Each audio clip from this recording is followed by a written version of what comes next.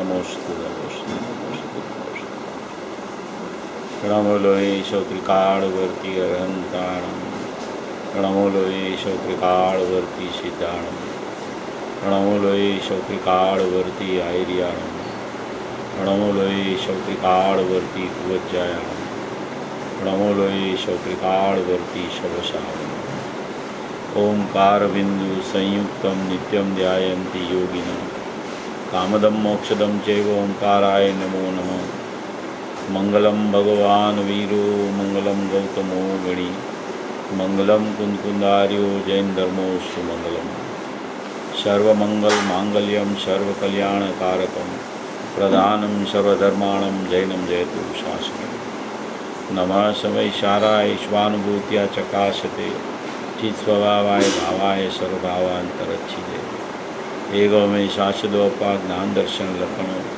शेषा में बाहिरा भावा सवे संयोग लखणा मारो सुशाश्वत एक दर्शन ज्ञान लक्षण जीव है बाकी बधा संयोग लक्षण भाव मुझती बाह्य है हूँ एक शुद्ध सदारूपी ज्ञान दर्शनमय खरे कहीं अन्य ते मारू जरी परमाणु मात्र नहीं हरे ये जाने तो अरहंत ने गुण द्रव्य ने पर्यायपणे ते जीव जाने आत्म ने तसु मोह पामे लय खरे नहीं अप्रमत के प्रमत नहीं जे एक ज्ञायक भाव है ए रीत शुद्ध कथाए ने जे ज्ञात ते तो तेज छे जेम नेत्र तेमज ज्ञान नहीं कारक नहीं भेद करे जाने ज कर्मोदय निर्जरा बंध तेमज मोक्ष ध्रुव अचल ने अनुपम गति पामेल सर्वे सिद्ध ने वंदी कहूँ शुद्ध केवड़ी कथिताश में प्राप्त स्थाप निजने मोक्ष पंथे या अनुभव देह ने तेमाज नित्य विहार कर नहीं विहार पर द्रव्यो विषय ओम श्री नमस्ते नमस्ते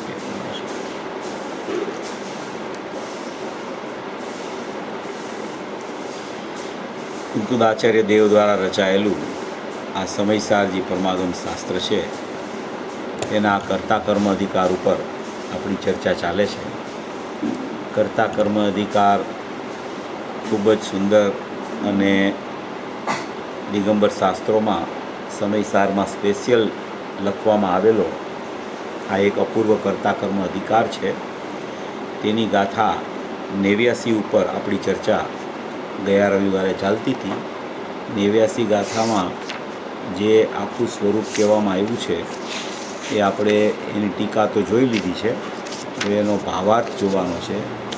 89 गाथा में जे चर्चा उपाड़ी है कि आ मिथ्या दर्शन आदि चैतन्य परिणामनो विकार है ए विकार आव्यो क्यांथी कि एनी उत्पत्ति केवी रीते थई।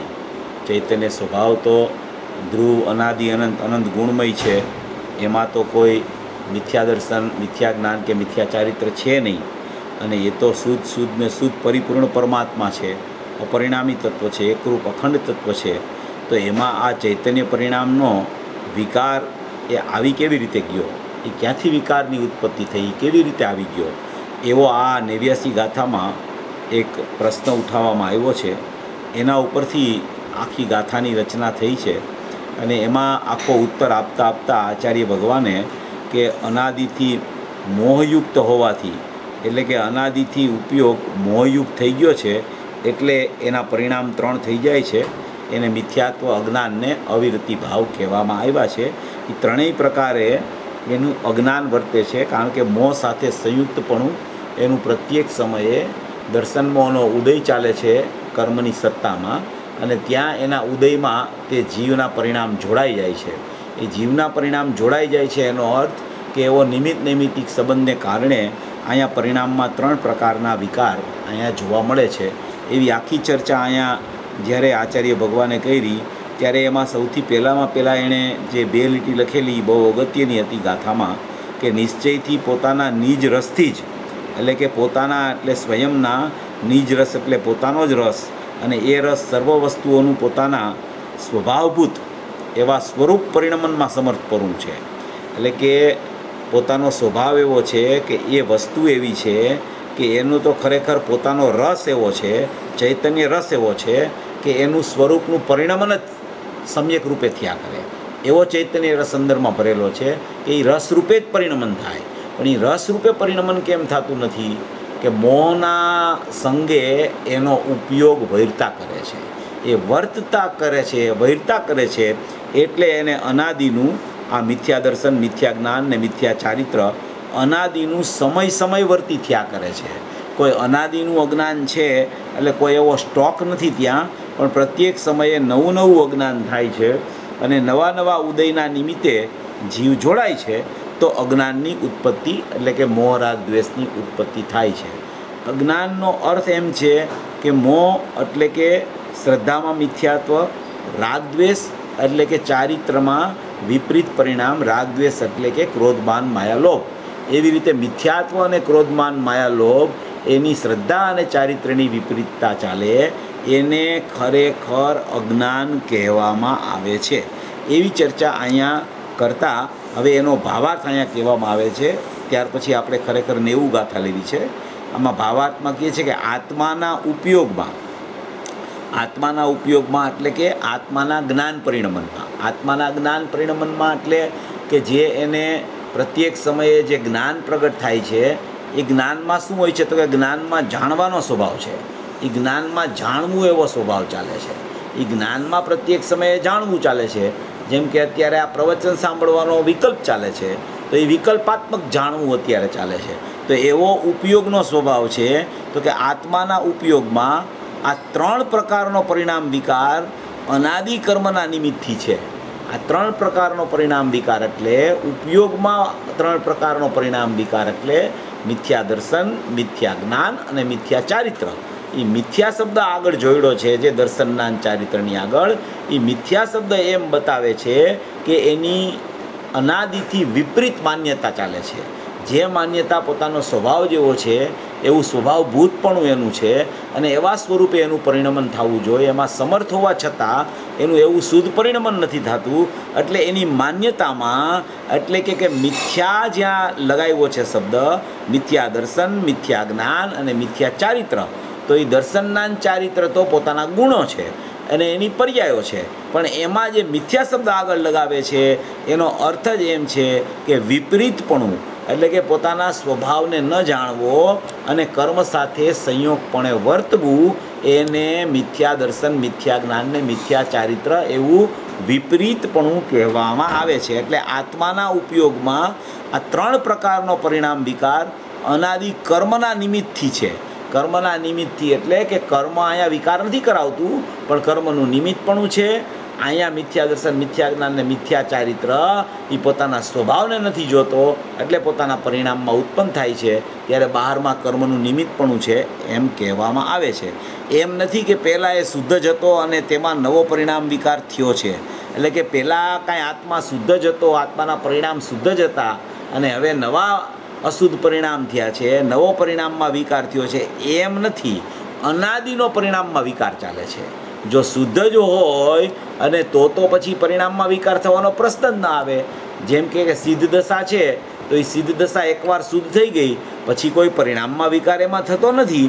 એમ આત્મા પહેલેથી તો શુદ્ધ જ છે, ત્રિકાળી દ્રવ્ય તો, પણ એના પરિણામમાં વિકાર નવો પ્રત્યેક સમયે જોવા મળે છે. એ એક સમયવર્તી અજ્ઞાન છે.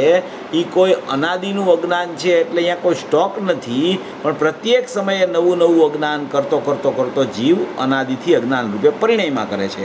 એમ નથી કે પહેલાં એ શુદ્ધ જ હતો અને હવે તેમાં નવો પરિણામ વિકાર થયો છે. જો એમ હોય તો સિદ્ધોને પણ નવો પરિણામ વિકાર થવો જોઈએ, પણ એમ તો થતું નથી. માટે તે અનાદિથી છે તેમ જાણવું. એટલે અહીંયા એમ કહે છે કે આ પરિણામ વિકાર અનાદિનો છે. પ્રશ્ન એમ પૂછ્યો તો કે ચૈતન્યના પરિણામનો વિકાર ક્યાંથી થયો? એ કે આવો પરિણામ વિકાર ક્યાંથી આવી ગયો? તો કે અનાદિનો ચાલ્યો આવે છે. જીવ ક્યારનો છે? તો કે જીવ તો અત્યારે મનુષ્ય પર્યાયમાં આવ્યો ત્યારે છે. તો કે એમ નથી, જીવ અનાદિનો છે. અનાદિથી પોતે પરિભ્રમણ કરતો શાશ્વત જીવ હોવાથી એ જીવ અનાદિનો છે. એ પૂર્વે જીવ હતો, પૂર્વે હતો જેટલી પર્યાયો ફર્યા કરી, મનુષ્યદેવ, તિર્યંચ નારક, મનુષ્યદેવ, તિર્યંચ નારક 4 પ્રકારની પર્યાયોમાં એ પરિણમન એનું થયું. ત્યારે પણ એવો ને એવો શાશ્વત જીવ, એવો ને એવો ત્રિકાળ જીવ, એવો ને એવો શુદ્ધ જીવ, એ ખરેખર ચારેય ગતિની સાથે રહેતો, પર્યાય એની પલટા કરે એવી પર્યાયમાં રહેતો હોવા છતાં પર્યાયથી પૃથક એવો શુદ્ધપણે રહેલો જીવ છે, એ અનાદિનો જીવ છે. અને એની પર્યાયમાં જે આ મોહ રાગ દ્વેષનું અને મિથ્યાત્વનું પરિણમન જે ચાલ્યા કરે છે તે પણ અનાદિનું છે. અને એની વ્યંજન પર્યાય રૂપે પરિણમન જે મનુષ્ય દેવ તિર્યંજ નારકનું ચાલે છે તે પણ ખરેખર કોઈને કોઈ ગતિનું પરિણમન પ્રત્યેક સમયે તેને ચાલ્યા જ કરે છે. માટે આ વિકાર નવો નથી થયો પણ અનાદિનો છે એમ પહેલાં જાણવું. એમ કરીને આ 89 નંબરની ગાથાને અહીંયા પૂર્ણાહુતિ આપે છે. આપણે જે ગયા રવિવારે જે વિષય ચાલતો હતો એ વિષય આપણે મોક્ષ માર્ગ પ્રકાશકમાંથી લેતા હતા. અને મોક્ષ માર્ગ પ્રકાશકમાં આપણે જે બીજા અધ્યાયની જે વાત આપણે ચાલુ કરેલી 29મા પાના ઉપર, એ આપણો થોડો વિષય અધૂરો છે, એટલે એ પણ થોડો આપણે લઈ લઈએ છીએ. ખૂબ જ સુંદર એ વિષય છે કે નવીન બંધ કેવી રીતે થાય છે. નવીન બંધ કેવી રીતે થાય છે, એમાં બંધ કેવી રીતે ન થાય એની પ્રક્રિયા બતાવી છે, અને નવો બંધ કેવી રીતે થઈ જાય તેની પણ પ્રક્રિયા તેમાં બતાવવામાં આવેલી છે. એટલે કે નવો બંધ જે જીવને થયા કરે છે, જેમ અહીંયા આવ્યું ને 89 ગાથામાં કે અનાદિનો પરિણામ વિકાર છે, અનાદિનું મિથ્યાત્વ છે, અનાદિનું અજ્ઞાન છે, અનાદિનો રાગ દ્વેષના ભાવો ક્રોધમાન માયાલોપ ચાલે છે. તો એ બંધ નવીન બંધ એટલે કે પછી અત્યારે આ સમયમાં બંધ છે, પછીના સમયનો બંધ, પછીના સમયનો બંધ. તો એ નવીન બંધ થાય છે કેવી રીતે એનું પ્રકરણ આખું મોક્ષ માર્ગ પ્રકાશક કરતા એ આમાં સુંદર રીતે વર્ણનમાં લીધું છે. આપણે જરા જોયું હતું, ફરીથી એકવાર હું જરા વાંચું છું એટલે ખ્યાલ આવી જાય. હવે નવીન બંધ કેવી રીતે થાય છે તે કહીએ છીએ. નવીન બંધ કેવી રીતે થાય છે તે કહીએ છીએ. એમાં શું કહેવા માગે છે કે જેમ સૂર્યનો પ્રકાશ, આ દ્રષ્ટાંત છે, સમજાય એવું છે, જેમ સૂર્યનો પ્રકાશ છે તે મેઘપટલથી જેટલો પ્રકાશ વ્યક્ત નથી, મેઘપટલ એટલે વાદળું, વાદળાથી સૂર્યનો પ્રકાશ જેટલો વ્યક્ત નથી તેટલો તો તે કાળમાં તેનો અભાવ છે. તેટલો પ્રકાશ આપણને દેખાતો નથી, દ્રષ્ટિગોચર એ પ્રકાશ થતો નથી, તેટલો તો તેનો અભાવ છે.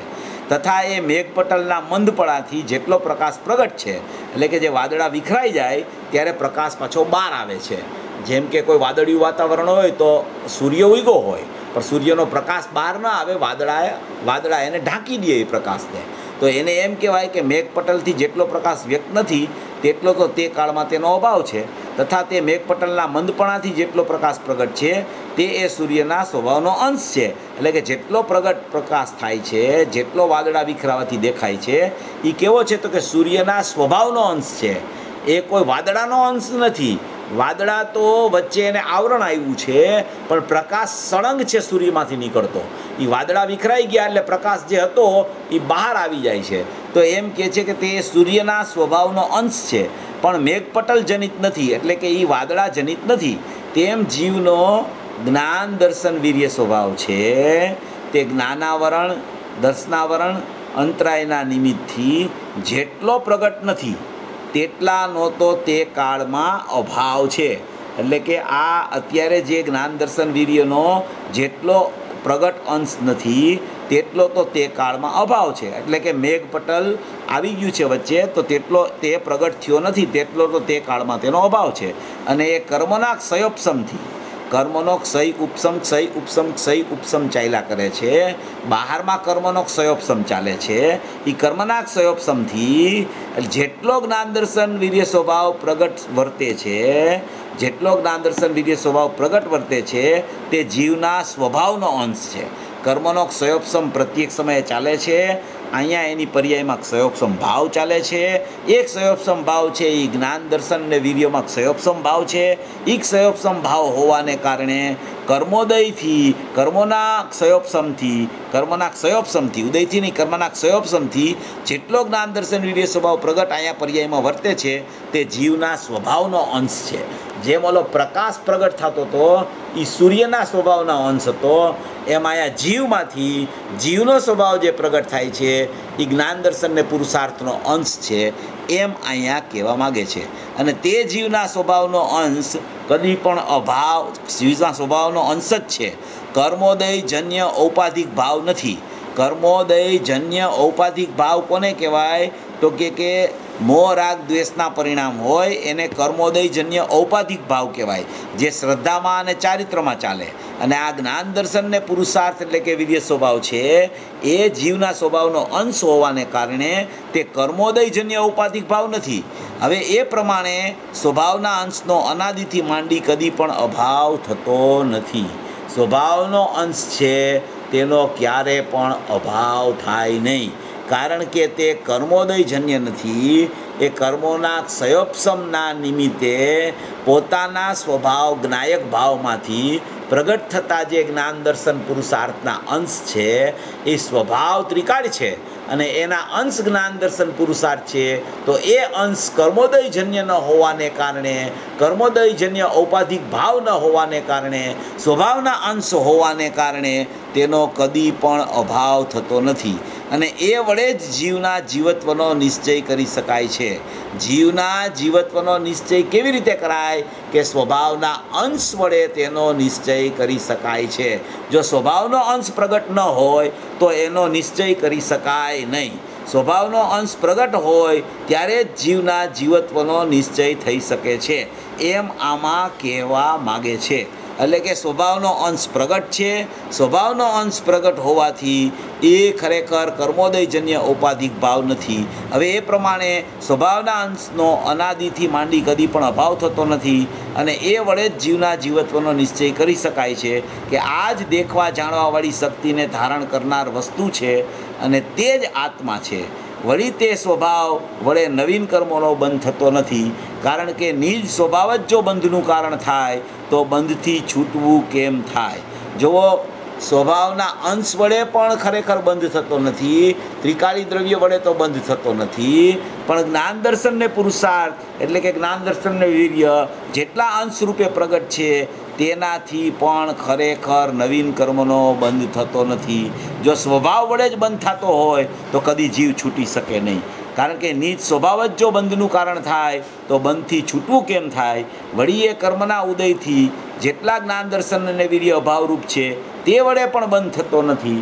એટલે કે જેટલું આવરણ વાદળા દ્વારા એ સ્વભાવને આવી ગયું છે એ પણ ખરેખર બંધનું કારણ નથી, અને જેટલો પ્રકાશ પ્રગટ થઈ ગયો છે, જેટલો જ્ઞાન દર્શન વીર્યનો અંશ પ્રગટ રૂપ છે એ પણ ખરેખર બંધનું કારણ નથી. તો બંધનું કારણ કોણ છે હવે એ બતાવે છે.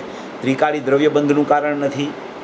ત્રિકાળી દ્રવ્યમાંથી પ્રગટ થતા જ્ઞાન દર્શનના અંશ છે એ પણ બંધનું કારણ નથી. તો હવે બંધનું કારણ કોણ છે એ બતાવે છે. જુઓ, આમાં એક બહુ અગત્યની વાત છે કે અંશ પણ બંધનું કારણ નથી.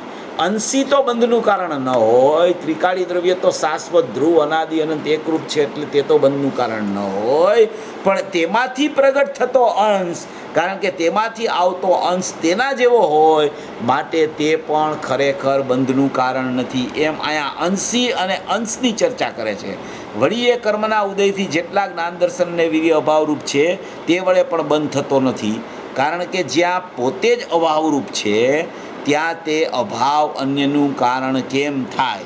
એટલે કે પોતે અભાવરૂપ જ હોય તો એ અભાવ અન્યનું કારણ કેમ થાય. માટે જ્ઞાનાવરણ, દર્શનાવરણ અને અંતરાયના નિમિત્તથી ઉપજેલા ભાવો નવીન કર્મબંધના કારણ નથી. એટલે જ્ઞાનાવરણી કર્મ, દર્શનાવરણી કર્મ અને અંતરાય કર્મના નિમિત્તથી ઉપજેલા ભાવો જે છે એ નવીન કર્મબંધના કારણ નથી. જ્ઞાનાવરણીને કારણે અહીંયા જ્ઞાનમાં ક્ષયોપશમ છે, અહીંયા દર્શનાવરણીને કારણે અહીંયા દર્શનમાં ક્ષયોપશમ ભાવ છે, અંતરાય કર્મને કારણે અહીંયા વીર્યની ઉત્પાદ ક્ષયોપશમ ભાવે અંશરૂપે, સ્વભાવના અંશરૂપે થાય છે. એ કર્મના ક્ષયોપશમના નિમિત્તે અહીંયા પ્રગટ થતો ભાવ છે. માટે તે ખરેખર નિપજેલા ઉપજેલા ભાવો પણ નવીન કર્મબંધના કારણ નથી. હવે કર્મબંધનું કારણ કોણ છે ને એ બતાવે છે. આપણે તો મૂળ આ પોઈન્ટ લેવાનું છે, ગયા રવિવાર લઈ લીધો છે એટલે જરા આને આપણે પૂરું કરીએ છીએ, પછી બીજો વિષય લેવાનો છે. મોહની કર્મના ઉદય વડે જીવને અયથાર્થ શ્રદ્ધાનુરૂપ મિથ્યાત્વ ભાવ થાય છે. જુઓ, એક દર્શનાવરણ કર્મ, જ્ઞાનાવરણ કર્મ, અંતરાય કર્મ અને મોહનીય કર્મ, આવા 4 પ્રકારના ઘાતી કર્મો હોય છે. એ ઘાતી કર્મમાં જ્ઞાનાવરણ, દર્શનાવરણ ને અંતરાયના નિમિત્તથી તો અહીંયા ખરેખર કોઈ પણ નવીન બંધ પોતાની પર્યાયમાં જ્ઞાન દર્શન વીર્યનો અંશ છે એમાં પણ થતો નથી. તો હવે કર્મ રહ્યું એક નિમિત્તપણે, અને અહીંયા રહ્યા ભાવ, અહીંયા શ્રદ્ધા અને ચારિત્ર. તો ત્યાં કર્મ છે એ મોહની કર્મ છે. મોહની કર્મનો ઉદય આવે છે તો મોહની કર્મ કેવી રીતે અહીંયા આવી ગયું? તો કે અનાદિનો જીવ અજ્ઞાન દશામાં પોતે મિથ્યાત્વ કરી, રાગદ્વેષ કરી અને અજ્ઞાન ભાવે પરિણમ્યો હતો, તો તેના નિમિત્તે તેને મોહની કર્મનો બંધ કારમણ વર્ગણામાં થયેલો હતો. એ કારમણ વર્ગણામાં થયેલો બંધ હતો, એમાં મોહની કર્મનો ઉદય આવતા મોહની કર્મના ઉદય વડે જીવને અયથાર્થ શ્રદ્ધાનરૂપ મિથ્યાત્વ થાય છે. કેવું થાય છે? અયથાર્થ શ્રદ્ધાનરૂપ મિથ્યાત્વ મોહની કર્મના ઉદય વડે. મોહની કર્મના ઉદય વડે એટલે એ જુદી સત્તા છે અને અહીંયા મિથ્યાત્વ થાય છે એ શ્રદ્ધાની પર્યાયમાં થાય છે. પણ નિમિત્ત નૈમિત્તિક સંબંધ જોઈને એને એમ કહેવામાં આવે કે મોહની કર્મના ઉદય વડે જીવને અયથાર્થ શ્રદ્ધાનરૂપ મિથ્યાત્વ ભાવ થાય છે તથા ક્રોધ, માન, માયા અને લોભાદિક કસાય ભાવ થાય છે. ક્રોધ, માન, માયા અને લોભાદિક કસાય ભાવ છે એ ચારિત્રની વિપરીત દશા છે, રાગદ્વેષની. અને અહીંયા અયથાર્થ શ્રદ્ધાન છે એ શ્રદ્ધાની વિપરીતતા છે મિથ્યાત્વ ભાવની. એટલે મિથ્યાત્વ છે એ શ્રદ્ધાનો વિપરીત ભાવ છે, એમાં નિમિત્તપણું મોહનીય કર્મનું છે. રાગદ્વેષના પરિણામ જે થાય છે, ક્રોધ, માન, માયા, લોભને રાગદ્વેષ કહેવાય, ક્રોધ, માનને દ્વેષ કહેવાય, માયા અને લોભને રાગ કહેવાય. તો એવા જે રાગદ્વેષના પરિણામ થાય છે એ ચારિત્રની વિપરીતતા છે. તો અહીંયા બહારમાં ચારિત્ર મોહનીનો ઉદય છે. શ્રદ્ધાની વિપરીતતામાં ત્યાં દર્શન મોહનો ઉદય છે, મોહની કર્મનો. એકલું મોહની કર્મ છે એ જ ઉદયમાં આવે છે અને અહીંયા અયથાર્થ શ્રદ્ધા મિથ્યાત્વ થઈ જાય છે અને ક્રોધમાન માયાલોભ રાગદ્વેષના પરિણામ થાય છે. એટલે કે મોહની કર્મના ઉદય વડે જીવને અયથાર્થ શ્રદ્ધાનરૂપ મિથ્યાત્વ ભાવ થાય છે તથા ક્રોધમાન માયા લોભાદિક કસાય ભાવ થાય છે. તે જો કે જીવના અસ્તિત્વમય છે. આ જીવના અસ્તિત્વમય છે એટલે કે અયથાર્થ શ્રદ્ધાન અને રાગદ્વેષના ભાવ એ જીવના અસ્તિત્વમય છે. જીવના અસ્તિત્વમય છે એટલે કે જીવની પર્યાયમાં પોતાનો વિભાવ પ્રત્યેક સમયે પરિણમે છે એવી જીવની પર્યાયમાં થાય છે, માટે જીવના અસ્તિત્વમય કહેવામાં આવે છે. એ જીવથી જુદા નથી અને એમ કહે છે કે જીવ જ તેનો કર્તા છે. તેનો કર્તા જીવ છે, એનો અર્થ કે ઉપચારથી ત્રિકાળી દ્રવ્યને પણ એનો કર્તા કહેવાય, બાકી પરિણામનો કર્તા તો ખરેખર પરિણામ છે. અને જીવના પરિણમન રૂપ જ એ કાર્ય છે, તો પણ એનું હોવું મોહ કર્મના નિમિત્તથી જ છે. પણ કર્મ નિમિત્ત દૂર થતાં તેનો અભાવ થાય છે, માટે એ જીવનો નિજ સ્વભાવ નથી પણ ઉપાધિક ભાવ છે. એ ભાવ વડે નવીન બંધ થાય છે, માટે મોહના ઉદયથી ઉત્પન્ન થયેલા ભાવો બંધના કારણરૂપ છે. બંધના કારણરૂપ છે. શ્રદ્ધામાં મિથ્યાત્વ અને ચારિત્રમાં રાગદ્વેષ મોહની કર્મના ઉદયના નિમિત્તે અહીંયા પોતાની પર્યાયમાં પોતાના સ્વભાવને ચૂકીને વિભાવરૂપ પરિણમે ત્યારે તે થાય છે, તે ખરેખર બંધનું કારણ છે. અને જે એ જ સમયે મિથ્યાત્વની પર્યાય શ્રદ્ધામાં થઈ, રાગદ્વેષની પર્યાય ચારિત્રમાં થઈ, એ જ સમયે જ્ઞાનની પર્યાયમાં જ્ઞાન છે, દર્શનની પર્યાયમાં દર્શન છે, વીર્યની પર્યાયમાં પુરુષાર્થ છે. એ ખરેખર કર્મબંધનું પણ કારણ નથી એમ અહીંયા સિદ્ધ કરે છે કે કર્મબંધનું કારણ છે એ એકલું શ્રદ્ધામાં મિથ્યાત્વ અને ચારિત્રમાં રાગદ્વેષ છે. મોહની કર્મના ઉદયના નિમિત્તે જેટલો અહીંયા વિભાવ થાય છે તે જ બંધનું કારણ છે. બાકી બીજા અંશો પણ જ્ઞાન દર્શન પુરુષાર્થના છે, તે અંશો પણ પર્યાયમાં હોવા છતાં તે બંધનું કારણ નથી, કારણ કે તે સ્વભાવના અંશ છે. તે વડે સ્વભાવનો નિર્ણય થઈ શકે છે, જીવના જીવત્વનો નિશ્ચય થઈ શકે છે, એ ઉપયોગમાં ઉપયોગ છે એમાંથી જ થાય છે, જાણનારો જણાય છે એ પણ એમાંથી જ સિદ્ધ થાય છે. આ બધી ચર્ચા જે અહીંયા કરવામાં આવી છે, જ્ઞાન દર્શન ને પુરુષાર્થનો અંશ જે છે એ સ્વાભાવિક અંશ છે. એનો અર્થ છે કે એ ખ્યાલમાં આવતા જ એના દ્વારા સ્વભાવનો નિર્ણય જીવને થઈ શકે છે. ત્રિકાળી દ્રવ્યની જ્યારે ચર્ચા ચાલતી હોય ત્યારે એને કોઈ પણ પર્યાયને હેય કહેવામાં આવતી હોય, કારણ કે તે ઉપાદેય ભૂત તત્વમાં છે નહીં માટે. પણ જ્યારે અનુભવની ચર્ચા ચાલે ત્યારે અનુભવના પ્રકરણમાં ખરેખર જ્ઞાન દર્શન ને પુરુષાર્થનો અંશ છે તે ખરેખર અનન્યપણે જ્ઞાયક સાથે વર્તતો હોય છે. તે બિલકુલ એનાથી જુદો પડી શકતો નથી. તે જો જુદો પડી જાય અંશીથી તો કોઈ જીવને જ્ઞાન દર્શન ને પુરુષાર્થ જ ન રહીએ અને કોઈ જીવને જ્ઞાયક પણ ન રહીએ.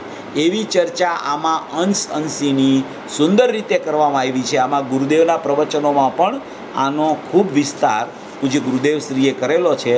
આ વારંવાર આનું વિચારણા કરવા જેવી છે, કારણ કે આપણને એમ થાય છે કે જાણે દ્રષ્ટિનો વિષય જ્યારે હોય ત્યારે એમ કે બધું કાંઈ બીજું છે જ નહીં, તો એવું નથી હોતું. દ્રષ્ટિનો વિષય જ્યારે આપણે ઉર્ધ્વપણે ખ્યાલમાં લેવાનો પુરુષાર્થ કરીએ ત્યારે પણ ખરેખર એના અંશો એક જ્ઞાન દર્શન પુરુષાર્થના એ ખરેખર સ્વાભાવિક અંશ છે, અને એ સ્વાભાવિક અંશ જ ખરેખર દ્રષ્ટિના વિષયનું બહુમાન કરે છે. એ દ્રષ્ટિના વિષયને ખરેખર દ્રષ્ટિમાં લે છે, એ જ ખરેખર અંશથી ખરેખર પોતાનો સ્વભાવ એને ખ્યાલમાં આવે છે. એ જ્ઞાનનો અંશ જ્યાં સુધી જીવના જીવત્વનો નિશ્ચય ન કરે ત્યાં સુધી શ્રદ્ધામાંથી મિથ્યાત્વ દૂર થતું નથી, ચારિત્રમાંથી રાગદ્વેષ દૂર થતા નથી. એટલે જ્ઞાનના અંશમાં જ્યારે હું જ્ઞાયક છું એવું ખરેખર એને ખ્યાલ આવે, દર્શનના અંશમાં હું દર્શનભૂત સ્વરૂપ ભગવાન આત્મા છું એમ ખ્યાલ આવે, પુરુષાર્થના અંશમાં જ્ઞાન દર્શનનો અંશ મારા સ્વભાવને ઉત્પાદમાં મારા સ્વભાવને ધ્રુવને પ્રસિદ્ધ કરતો ઉત્પન્ન થાય છે એવો પુરુષાર્થ જ્યારે એનો ચાલે ત્યારે જ ખરેખર શ્રદ્ધામાં મિથ્યાત્વ અને ચારિત્રમાંથી રાગદ્વેષના પરિણામના જવાનો સ્વકાળ પાકે છે. એટલે આ અહીંયા અંશીની ચર્ચા છે એ ખૂબ અગત્યની છે, એ ખૂબ સમજવા જેવી છે. હવે આમાં 2-3 લીટી છે એ વાંચું છું. અઘાતી કર્મના ઉદયથી બાહ્ય સામગ્રી મળી આવે છે. ઓલા 4 જે જ્ઞાનાવરણ, દર્શનાવરણ, અંતરાય અને મોહની 4 કર્મો હતા એ ઘાતી કર્મો હતા. હવે આ અઘાતી કર્મની ચર્ચા અહીંયા 4 લે છે. અઘાતી કર્મ તો જ્યારે 13મું ગુણસ્થાન આવ્યા પછીના ઉદયની ચર્ચા છે. અઘાતી કર્મના ઉદયથી બાહ્ય સામગ્રી મળી આવે છે.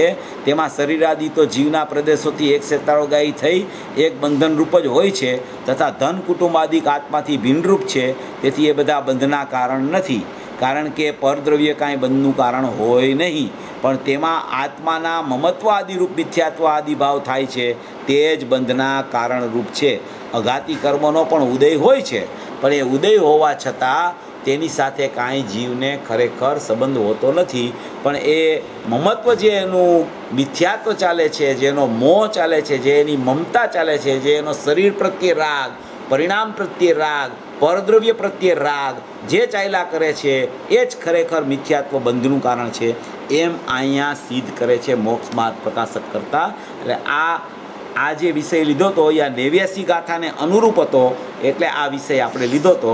હવે આપણી 90 ગાથા ચાલુ થાય છે. 90 ગાથા ખૂબ જ સુંદર છે, પણ ત્યાર પહેલાં આજે એક બહુ મહત્ત્વનો દિવસ છે. આજે વૈશાખ સુદ 11 છે. વૈશાખ સુદ 11ને દિવસે પૂજ્ય સોગાનીજીનો જન્મદિવસ છે. આજે સોગાનીજી જે થઈ ગયા, ન્યાલચંદભાઈ સોગાની, તે અજમેરના વતની હતા અને એ છેલ્લે કલકત્તા રહેતા હતા. એવા જે સોગાનીજી એ ખરેખર પૂજ્ય ગુરુદેવશ્રીના ઉપદેશથી, પૂજ્ય ગુરુદેવશ્રીના શ્રવણથી એક જ દિવસમાં, એક રાતમાં જેમણે સમ્યક દર્શનની પ્રાપ્તિ કરી, એનો આજે મહામંગલમય જન્મદિવસ છે. એ ખરેખર એમનું આયુષ્ય ખૂબ ટૂંકું હતું, માત્ર 52 વર્ષનું, પણ પ્રથમથી જ ખરેખર તે જીવ પોતે સત્યની શોધમાં હતા, અને સત્યની શોધ કરતાં એ કુદરતી કોઈ એના હાથમાં આત્મધર્મ આવ્યું, અને આત્મધર્મમાં જ્યારે એવી વાત આવી કે આવશ્યક ખરેખર એક જ છે, 6 આવશ્યક નથી, આવશ્યક એક જ છે. આવશ્યક એક છે એટલે પોતાનો શુદ્ધાત્મા છે, એ જ ખરેખર લક્ષમાં લેવા યોગ્ય આવશ્યક છે. એવો જ્યારે એને ખ્યાલમાં આવ્યું ત્યાર પછી એની એકદમ તલપ એવી વધી ગઈ સોનગઢ જવાની, કે એને સોનગઢ જવાનો ખૂબ જ ભાવ આવતો હતો, પણ એ પોતાની બાહ્ય સ્થિતિને કારણે, બાહ્ય પ્રતિકૂળતાને કારણે સોનગઢ જઈ શકતા નહોતા. એવા જે સોગાનીજી હતા એ પૂજ્ય ગુરુદેવશ્રી પાસે જ્યારે ગયા સોનગઢ, અને સોનગઢ ગયા અને સોનગઢમાં પૂજ્ય ગુરુદેવશ્રીનો ઉપદેશ એણે સાંભળ્યો, ત્યાર પહેલાં ઘણા વિચારો એમણે કરી લીધા હતા. જ્યારે સોનગઢ નહોતા પહોંચ્યા ત્યારે એને ઘણા વિચારો આવતા હતા કે હું આ મહાપુરુષ પાસે કેવી રીતે જઈશ, ક્યારે જઈશ, આ સોનગઢની સ્થિતિ કેવી હશે, સોનગઢમાં તો આવા પુરુષ વિદ્યમાન છે, તો ત્યાં તો ઘણા સમ્યક દ્રષ્ટિઓ હશે. એવી એમના મનમાં ઘણી બધી પ્રવૃત્તિઓ જ્ઞાનમાં ચાલતી હતી, અને એવી વૃત્તિપૂર્વક એ ખરેખર સોનગઢમાં આવેલા. અને જ્યારે એ સોનગઢમાં આવ્યા અને પૂજ્ય ગુરુદેવશ્રીનું એક જ પ્રવચન સાંભળ્યું. પહેલું જ પ્રવચન ગુરુદેવનું સાંભળ્યું અને ગુરુદેવે જ્યારે એમ કીધું કે જ્ઞાન જુદો અને રાગ જુદો. જ્ઞાનનું જુદું સ્વભાવ છે અને રાગનો જુદું છે, રાગનું પરિણમન જુદું છે. એટલે જ્ઞાન જુદું અને રાગ જુદો. એમ જ્યાં પૂજ્ય ગુરુદેવ શ્રીની વાણીમાં આવ્યું ત્યાં એમણે ત્યાં સભામાં બેઠા બેઠા એમને વિચાર આવી ગયો. એમણે નિર્ણય કરી લીધો કે આ કહેનાર પુરુષ છે એના જ્ઞાન અને રાગ જુદા છે, તો તે પણ જીવ છે અને હું પણ જીવ છું, તો મારા પણ જ્ઞાન અને રાગ જુદા હોવા જોઈએ. એવો નિર્ણય એણે સભામાં બેઠા બેઠા સોગાનીજીએ કરી લીધો.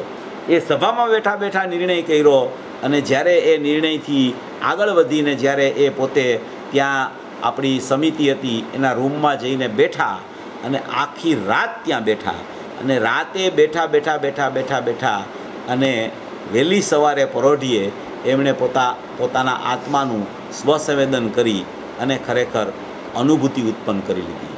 કેટલી બધી એની પુરુષાર્થની ઉગ્રતા હશે, કેટલો બધો એનો સ્વકાળ પાકવાની યોગ્યતા પણ પાકી ગઈ હશે, પણ મુખ્યપણે એની પુરુષાર્થની સ્થિતિ કેવી હતી અને એમાંય પૂજ્ય ગુરુદેવ શ્રીનું નિમિત્તપણું કેવું હતું. જો આ વસ્તુ જ બતાવે છે કે પૂજ્ય ગુરુદેવ શ્રી ખરેખર તીર્થંકરનું દ્રવ્ય છે અને એ તીર્થંકર દ્રવ્યના નિમિત્તે જ ખરેખર કોઈ જીવ એક જ રાતમાં આવું સમ્યક દર્શન પ્રાપ્ત કરી શકે છે, પોતાના ભવનો અંત કરી શકે છે. અને ખરેખર ગુરુદેવની વાણી સાંભળતા જ જ્યાં ગુરુદેવ કહે છે જ્ઞાન જુદો અને રાગ જુદો, જ્ઞાન જુદું અને રાગ જુદો, એટલો જ્યાં શબ્દ એના કાને પડે છે ત્યાં જ ખરેખર એને પોતાનું સ્વરૂપ ખ્યાલમાં આવવા માંડે છે, પોતાને જ્ઞાન પકડાવવા માંડે છે. અને એ જ્ઞાન પકડાતા જ ખરેખર રાગ જાણે પ્રવૃત્તિ જુદી ચાલતી હોય રાગની અને જ્ઞાનની ખરેખર સ્થિતિ જુદી હોય, એવી બેયની જુદાઈ પોતાને નિર્ણયના કાળમાં પણ અનુમાનમાં એવી જુદાઈ ખ્યાલમાં આવી જાય છે. એ પૂજ્ય ગુરુદેવ શ્રીની સભામાં બેઠા બેઠા એમણે એવો નિર્ણય કરી લીધો છે કે જ્ઞાન અને રાગ જુદા જુદા અને જુદા જ છે. ત્યારે પછી ત્યાં સમિતિમાં જાય છે અને સમિતિમાં જઈ અને જ્યારે પછી ત્યાં પોતાના સ્વરૂપનું ખરેખર ઢંઢોળવા, પોતાના સ્વરૂપને ઢંઢોળવા, પોતાના સ્વરૂપને ખરેખર અનુભવવા માટે તત્પર થાય છે. તો બસ ત્યાં એ જે નિર્ણય કર્યો હતો સભામાં, એ નિર્ણયને જ વારંવાર રાતથી સવાર સુધી એ નિર્ણય એનો દ્રઢતાપૂર્વક પરિણયમાં કરે છે. એ નિર્ણય થયો તો એને દ્રઢ કરે છે, એ દ્રઢ કરીને દ્રઢતર કરે છે અને દ્રઢતર કરતાં જ્યારે દ્રઢતમ થાય છે ત્યારે એને ખરેખર સવારમાં પરોઢીએ સમ્યક દર્શનની પ્રાપ્તિ થાય છે. એ સમ્યક દર્શનની પ્રાપ્તિ એમને થાય છે ત્યારે એ ખરેખર પ્રથમમાં પ્રથમ એ ખરેખર પૂજ્ય ગુરુદેવશ્રીનો ખરેખર મારા ઉપર મોટો ઉપકાર છે.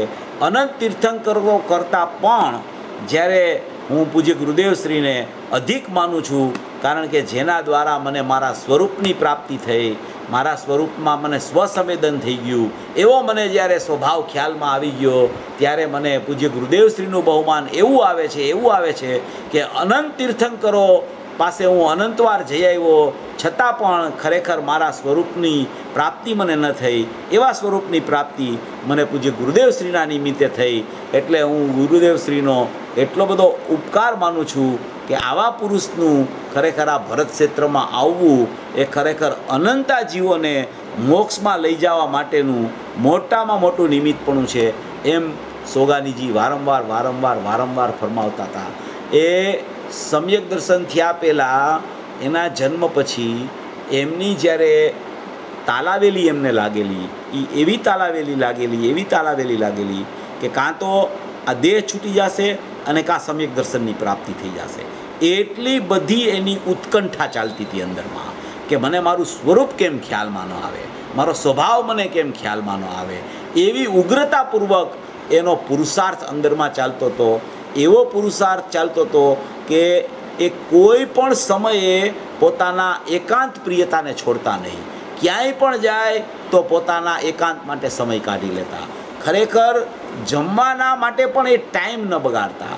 પૂજ્ય સોગાનીજી રહેતા હતા ત્યાં બાજુમાં જ એક મંદિર હતું. ઘણી વખત તો તે મંદિરના દર્શન પણ પોતે જે રૂમમાં રહેતા હતા ત્યાંથી જ કરી લેતા હતા. એવી પણ એક વાત જાણવા મળી છે.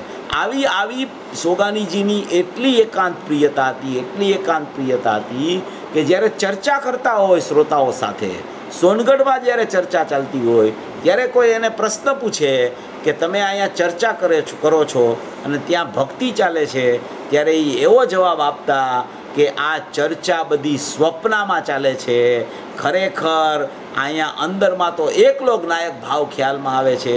આજે ચર્ચા ચાલી રહી છે તમને લાગે છે એ તો ખરેખર સ્વપ્નમાં ચાલી રહી છે. એટલે કે જ્યાં ચર્ચા ચાલી રહી છે ત્યાં હું છું નહીં, અને હું છું ત્યાં તો એકલો નાયક ભાવ મને દ્રષ્ટિગોચર થયા કરે છે. આવી સોગાનીજીની મસ્તી અને દ્રવ્ય દૃષ્ટિની એની ધૂન, એટલે એમ લાગે એક એક બોલ વાંચતા અને એક એના ભાવ વાંચતા એમ લાગે કે ખરેખર આ જીવે તો આ કાળમાં ખરેખર કમાલ કરી દીધી. કોઈ વાત એવી પણ સાંભળવા મળી, પૂજ્ય ગુરુદેવશ્રી ક્યારેક સવારે જ્યારે ઠલ્લે જતા હોય ને ત્યારે સોગાનીજીની વાત નીકળતી ત્યારે કોઈ વાર એમ પણ કહી દીધું ગુરુદેવે કે ખરેખર જો આ સોગાનીજી જાજુ ટકી ગયા હોત તો કાંઈક અછેરું કરત અહીંયા. એમ અછેરું કરત એટલે કે સમ્યક દર્શનની તો એને પ્રાપ્તિ હતી, એકાવતારી પુરુષ તો પૂજ્ય ગુરુદેવશ્રીએ પણ એને સર્ટિફિકેટ આપેલું, પણ પૂજ્ય ગુરુદેવશ્રીને એવું લાગતું હતું કે જો આ જાજો કાળ અહીંયા ટકી જશે તો આપણને ભાવલિંગી સંતના દર્શન થશે. એવી કોઈ એની તીખી ખરેખર અંદરની પુરુષાર્થની વૃત્તિ એની એટલી બધી પુરુષાર્થી, એટલો બધો પુરુષાર્થી પુરુષ હતા કે આપણે એના એક બોલ વાંચીએ, એક એની ચર્ચા વાંચીએ તો એમ થાય કે ખરેખર આવો પુરુષાર્થ તો આવા પંચમકાળમાં કોક જીવનો જ ખરેખર ચાલી શકે. પણ એ આપણને પ્રેરણા આપી ગયા કે તમે દ્રવ્ય દૃષ્ટિનું જે મેં સ્વરૂપ બતાવ્યું છે, જે દ્રવ્યની ચર્ચા મેં કરી છે, જે ત્રિકાળમાં અહમની મેં ચર્ચા કરી છે, એવા ત્રિકાળી સ્વભાવ દરેક જીવનો અનાદિ અનંત એવો ત્રિકાળ સ્વભાવ પોતાની પાસે જ મોજૂદ છે. પોતે કોઈ પણ સમયે પોતે હું છું એમ અહમ કરીને સમ્યક દર્શન જ્ઞાન ચારિત્રાણી મોક્ષમાર્ગ રૂપે પરિણમી શકે છે. એવું પોતાનું ત્રિકાળી સ્વરૂપ, એવું પોતાનું ધ્રુવધામ, એવું પોતાની ચૈતન્ય સત્તા, એવું પોતાનું અખંડ સ્વરૂપ, અભેદ સ્વરૂપ, નિત્ય સ્વરૂપ, એવી પોતાની એક અખંડ વસ્તુ પોતાની પાસે વિદ્યમાન છે, પરમ પારિણામિક ભાવ લક્ષણે વિદ્યમાન છે. એવી જે પોતાની વસ્તુ છે એ જો એને ખ્યાલમાં આવે તો ખરેખર એ ખ્યાલમાં આવી એનું નામ જ એનું અહમ થઈ જાય છે. એવી કોઈ વસ્તુ સોગાનીજીએ પૂજ્ય ગુરુદેવશ્રીના ઉપદેશમાંથી, ઘણા પ્રવચનોનો સારમાંથી આ એણે મૂળ વસ્તુને ખેંચી લીધી.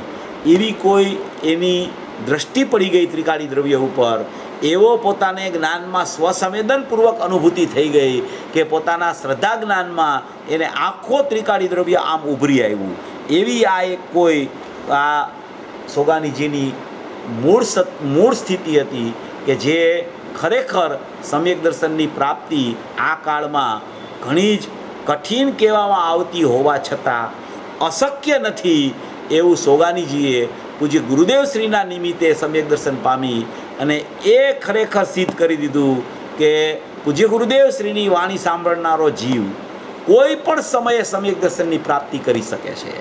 એમાં એને કોઈ ટાઈમની ખરેખર જરૂર નથી પડતી, એમાં એને કોઈ ઘણો અભ્યાસ કરવો પડે એવું નથી હોતું. પણ મૂળ સ્વરૂપ જો એને ખ્યાલમાં આવી જાય, ઘણા વિષયો સમજ્યા પછી પણ જો મૂળ સ્વરૂપ એને ખ્યાલમાં ન આવે તો એ કોરો ને કોરો રહી જાય છે. જ્યારે મૂળ વસ્તુ એના ખ્યાલમાં આવી જાય છે તો એ જીવ કોઈ પણ સમયે પોતાના આત્માના સ્વભાવમાં અહમ કરી અને સમ્યક દર્શન જ્ઞાન ચારિત્રાણી મોક્ષ માર્ગ રૂપે પરિણમી શકે છે. એવા સોગાનીજી, એવા પૂજ્ય ગુરુદેવશ્રીના એવા ભક્ત, એવા સોગાનીજી, ખરેખર એનો આજે જન્મદિવસ છે. એ જન્મદિવસની સાર્થકતા તો એ છે ખરેખર કે જેમ એમણે પોતાનો જન્મદિવસ સાર્થક કર્યો, એમને જે પોતાના જન્મદિવસની ખરેખર સાર્થકતા એણે પોતાના સ્વભાવને ખરેખર પ્રાપ્તિ કરી અને પોતાનો જન્મદિવસને સાર્થક કર્યો, એવી જ રીતે દરેક જીવો ખરેખર આવા જ્ઞાની પુરુષોના જન્મદિવસના દિવસે એવી કોઈ ભાવના ભાવે, એવો કોઈ નિર્ણય કરે કે હું તો એક શુદ્ધ સ્વભાવી ભગવાન આત્મા જ છું, મારામાં કોઈ પણ પરિણામનો ખરેખર સદ્ભાવ નથી, પરિણામો મારાથી સર્વથા ભિન્ન છે અને હું ખરેખર અપરિણામી તત્વ છું, હું શુદ્ધ તત્વ છું, હું ત્રિકાળ તત્વ છું, હું એકરૂપ તત્વ છું, એવો જ્યારે એને ખ્યાલમાં આવશે ત્યારે જ ખરેખર આવા જે જ્ઞાનીઓ થઈ ગયા પૂજ્ય ગુરુદેવશ્રીના નિમિત્તે, પૂજ્ય ગુરુદેવશ્રીના નિમિત્તે સોગાનીજી થયા, બેનશ્રી થયા, બેન થયા, એવા ઘણા જીવો સમ્યક દ્રષ્ટિ થઈ ગયા. ઘણા જીવો તો બહાર આવ્યા, ઘણા જીવો બહાર ન આવ્યા અને પોતાનું કામ કરીને ચાલ્યા ગયા. એવી આ પૂજ્ય ગુરુદેવશ્રીની અમોઘ દેશના છે. એવું ખરેખર પૂજ્ય ગુરુદેવશ્રીનું જે તીર્થંકરત્વ પ્રગટ થવાનું છે એવું અત્યારે ખરેખર જાણે આપણે એની વાણી સાંભળતા હોય તો જાણે તીર્થંકરનો ધોધ વહેતો હોય એવું આપણને લાગે. એવા આ પૂજ્ય ગુરુદેવશ્રી એનું બહુમાન જ્યારે ક્યારે એને આવે, એને ક્યારે પૂજ્ય ગુરુદેવશ્રીની સાચી કિંમત થાય, એ ક્યારે ખરેખર એને ગુરુદેવશ્રી સમજાય કે જ્યારે પોતાનો સ્વભાવ સમજાય, પોતાના સ્વરૂપની ખરેખર એને મસ્તી ચડે અને પોતાનો સ્વરૂપ અને સ્વભાવનું જ્યારે એને વાસ્તવિક વેદન આવે ત્યારે એને ખબર પડે કે ગુરુદેવ જે મને આ વર્ષોથી આ કીધા કરે છે કે તું તારા સ્વભાવને ઓળખ, તારી ચૈતન્ય સત્તાને ઓળખ, તારી ખરેખર તારી જે નિજ નિધિ છે એને ઓળખ. એવું તને સ્વરૂપ તને ખરેખર વાસ્તવમાં વિદ્યમાન છે એને તું ઓળખવાનો પ્રયત્ન કર. માત્ર ઉપદેશ સાંભળવો એ એક જુદી વાત છે, નિર્ણય કરવો એ એક જુદી વાત છે, અને નિર્ણય કરીને પરિણમવું એ એક જુદી વાત છે. જીવો ઉપદેશ તો પૂજ્ય ગુરુદેવશ્રીનો સાંભળે છે, ઘણી ચર્ચાઓ પણ કરી લે છે, ઘણા લોકોનો ઉપદેશ પણ સાંભળે છે, પણ એ વિચાર નથી કરતા કે હું 1 કલાકનો ઉપદેશ સાંભળું એમાંથી મને આજે પ્રાપ્તિ શું થઈ, મને એમાંથી શું મળ્યું, મેં એમાંથી શું ગ્રહણ કર્યું, મેં એમાંથી શું નિર્ણય કર્યો અને એ નિર્ણય મારે આગળ કેવી રીતે વધારવો, એવો જ્યાં સુધી વિચારધારા જીવ ન કરે અને માત્ર સાંભળ્યા જ કરે તો ખરેખર એનાથી કોઈ કલ્યાણ થતું નથી. સાંભળી અને નિર્ણયની ભૂમિકા આવવી જોઈએ. આજે સાંભળ્યું એનાથી કાલે જ્યારે 1 કલાક સાંભળી ત્યારે એમાં વિશેષ કેવી રીતે મારો વિચાર ચાલ્યો એ જ્યાં સુધી એને ખબર ન પડે ત્યાં સુધી સાંભળવું સાંભળવા પૂરતું રહી જાય છે. ખરેખર નિર્ણયની ભૂમિકા ન આવે તો ખરેખર સાંભળવું એમાં પૂનબંધ તો થાય છે, પણ ખરેખર એ સાંભળવાથી નિર્ણયની ભૂમિકા જો ન આવે અને એ નિર્ણયની ભૂમિકા ન આવે તો સ્વરૂપ ખરેખર સ્વસંવેદનમાં એ જીવને આવી શકતું નથી. માટે સાંભળવું શેના માટે? સમજણ માટે. સમજવું શેના માટે? તો કે આત્મપ્રાપ્તિ માટે. એવો એનો ક્રમ જ્યારે ચાલે તો જ એને જ્યારે 1 કલાક પણ ક્યારે ગુરુદેવની વાણી સાંભળે કે કોઈ વક્તાની પણ વાણી સાંભળે ત્યારે એને ખ્યાલમાં આવે કે આમાંથી મને પ્રાપ્તિ શું થઈ, આજે હું શું લઈને ઊભો થયો આ સાંભળીને.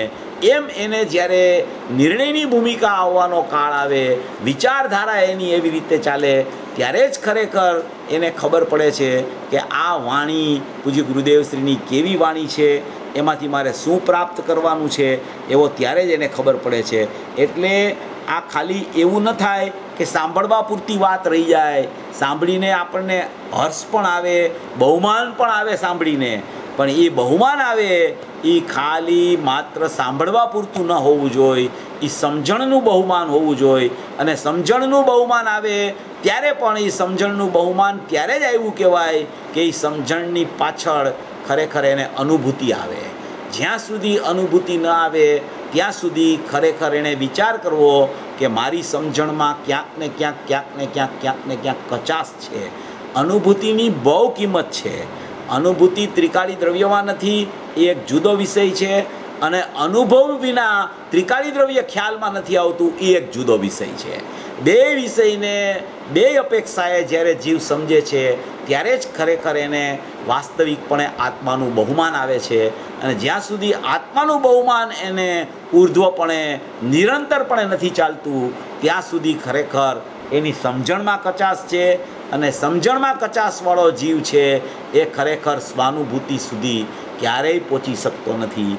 એટલે કોઈ પણ ગાથા ચાલે, કોઈ પણ વિષય ચાલે, એને પોતાના પ્રયોજનની સિદ્ધિ શું છે, પોતે જ્યારે બેસે સાંભળવા ત્યારે એ વિચાર કરીને બેસે કે મારું પ્રયોજનની સિદ્ધિ શેમાં થાય છે. એ વિચાર કરીને જ્યારે સાંભળવા બેસે અને એ જ્યારે સાંભળીને ઊભો થાય ત્યારે એને ખ્યાલ આવવો જોઈએ કે આમાં મેં શું પ્રાપ્ત કર્યું, મને શું ગ્રહણ મેં કર્યું, અને આ ગ્રહણ કરવાથી હવે મને કેવી રીતે મારા નિર્ણયની ઉર્ધ્વતા ચાલશે, અને એ ઉર્ધ્વતા થતાં થતાં મારો આત્મા અનુભવ મને કેવી રીતે થશે. એવી ખરેખર સ્થિતિપૂર્વક જ્યારે કોઈ જીવ સાંભળે અને સમજણ કરે તો જ ખરેખર એને આત્માની સમજણ માટે સાંભળવું એમ કહેવામાં આવે, ત્યાં સુધી ખરેખર જીવ સાંભળે ભલે, પણ એ સાંભળવું નિર્ણય વગરનું સાંભળવું છે તે ખરેખર કાર્યકારી થતું નથી. એવા આ સોગાનીજીને આપણે આજે કોટી કોટી વંદન કરી અને એની જન્મ વધાય આપી અને આપણે હવે આ 90 નંબરની ગાથા આપણે ચાલુ કરીએ છીએ. આ 90 નંબરની ગાથા ખૂબ જ અગત્યની છે, ખૂબ જ ઉત્કૃષ્ટ છે. એ 90 નંબરની ગાથામાં જે વિષય આપણો ચાલે છે એમાંનો એક સુંદર વિષય, આ ત્રિકાળી દ્રવ્યની ચર્ચા આમાં ખૂબ સુંદર રીતે આવી છે. 90મી ગાથા જ્યારે પૂજ્ય ગુરુદેવશ્રીએ લીધી ત્યારે આમાં એક વાત આવે છે કે આત્માનો ઉપયોગ તે શુદ્ધ છે, એવી ચર્ચા આમાં એક એના ગાથાર્થમાં અને ટીકામાં પણ આવે છે. તો એનો અર્થ જ્યારે એ ચાલ્યો ત્યારે આમાં એના ત્રિકાળી ઉપયોગ તરીકે પૂજ્ય ગુરુદેવશ્રીએ કેટલી જગ્યાએ એનો આમાં ઘણી ગાથાઓમાં અર્થ કરેલો છે. એટલે ઘણી પ્રકારની આમાં સમજણની જરૂર છે. આ જે ગાથા છે એ બહુ ઉપયોગી, બહુ અગત્યની અને ખૂબ જ સમજણમાં લેવા યોગ્ય છે. એવી આ એક 90 નંબરની ગાથા છે, એ આપણે ચાલુ કરીએ છીએ. 90 નંબરની ગાથામાં સૌથી પહેલો પ્રશ્ન કરે છે કે હવે આત્માને 3 પ્રકારના પરિણામ વિકારનું કર્તાપણું દર્શાવે છે. શું કહે છે? આત્માને 3 પ્રકારના પરિણામ વિકારો જે થયા એનું કર્તાપણું કેવી રીતે થઈ જાય છે એ અહીંયા દર્શાવવામાં આવે છે. હવે એ પરિણામ વિકારનું કર્તાપણું દર્શાવવાની ચર્ચા છે, એમાંથી આખી ત્રિકાળી દ્રવ્યની સત્તા પહેલાં કાઢે છે કે આવું સ્વરૂપ જ્યાં સુધી તું નથી સમજતો, આવા સ્વભાવને જ્યાં સુધી તું નથી સમજતો, આવી તારી ત્રિકાળ વિદ્યમાનતા મોજૂદ છે, નિત્યપણે રહેલી છે, એને જ્યાં સુધી તું નથી સમજતો ત્યાં સુધી પરિણામ વિકારમાં તારું પરિણામ વિકારનું કર્તાપણું ચાલુ રહે છે. અને જો તું તારી આવી ત્રિકાળ સ્વભાવની સતપણાની વ્યવસ્થા તું જો સમજી લેશ તો ખરેખર એ પરિણામ વિકારનું કર્તાપણું તારું છૂટી જાય છે. તો આત્મા છે ને, આત્મા છે એ એક નિત્ય વસ્તુ છે, નિત્ય વસ્તુ છે. આજે છે, ગઈકાલે હતો, એની પહેલાં પણ હતો, પૂર્વ ભાવમાં પણ હતો, એની પહેલાંના ભાવમાં પણ હતો, એની પહેલાંના ભાવમાં પણ હતો. એટલે કે અનાદિકાળનો આત્મા છે, અનાદિકાળનું એનું ચૈતન્યપણું છે.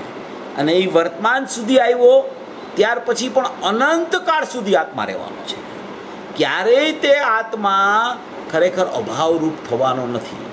એટલે દેહની એકત્વ બુદ્ધિ, પર્યાયની એકત્વ બુદ્ધિ, રાગની એકત્વ બુદ્ધિ, સંયોગોની એકત્વ બુદ્ધિ એ જ્યારે ચાલતી હોય ત્યારે પણ જે ત્રિકાળ સ્વભાવી આત્મા છે, વિદ્યમાન અનાદિ અનંત ભગવાન આત્મા છે, એ ખરેખર એનાથી ખરેખર નિર્લેપ રહે છે, નિર્લેપ. એમાં કદી ભળી શકતો જ નથી, એમાં ભળતો જ નથી. તો સોગાનીજીને બે પ્રશ્ન પૂછવામાં આવ્યા હતા.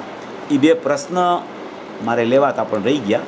એ 2 પ્રશ્ન પૂછવામાં આવ્યા હતા, આ ગાથા આવી એટલે યાદ આવ્યા. એ 2 પ્રશ્નનો જવાબ સોગાનીજીએ આપ્યો છે, એ હું વાંચી સંભળાવું છું. બહુ સુંદર પ્રશ્નો છે અને એનો જવાબ એ સોગાનીજીએ ખૂબ સરસ આપ્યો છે. જુઓ, એકવાર શ્રી સોગાનીજી સાથે ચાલતી તત્વ ચર્ચામાં એક મુમુક્ષુએ આ પ્રશ્ન કર્યો. મુમુક્ષુએ શું પ્રશ્ન કર્યો સોગાનીજીને? તત્વચર્ચા ચાલતી હતી, કારણ કે એ હંમેશા તત્વચર્ચા કરતા હતા. જ્યારે સોનગઢ આવે, સોનગઢ લગભગ 8 વખત આવ્યા હતા સોગાનીજી. એ 8 વખત આવ્યા તો 8 વખત એની કોઈને કોઈ ચર્ચા એની ચાલ્યા જ કરતી હતી.